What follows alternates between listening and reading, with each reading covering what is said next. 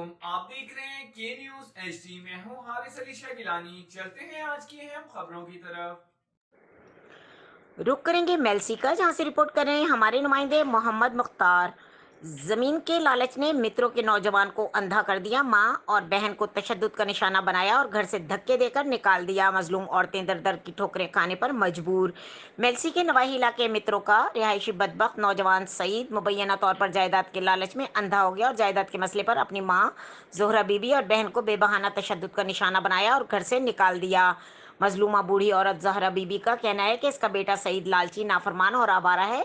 पहले जमीन न देने पर अपने आवारा दोस्तों के साथ इसे और इसकी बेटी को तशद्दुद का निशाना बनाता रहा। तंग आकर इसने जायदाद अपने बेटे के नाम कर दी, जिसके बाद इसके नाफरमान बेटे ने इसे और उसकी नौजवान बेटी को तशद्दुद का निशाना बनाया और दोनों को घर से निकाल दिया।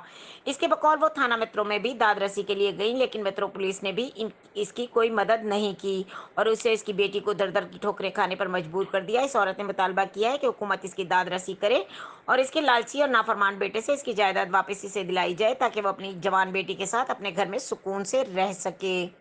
मजीद खबरों और अपडेट्स के लिए हमारे साथ रहिएगा। तब तक के लिए अपना ख्याल रखिएगा। अल्लाह हाफिज।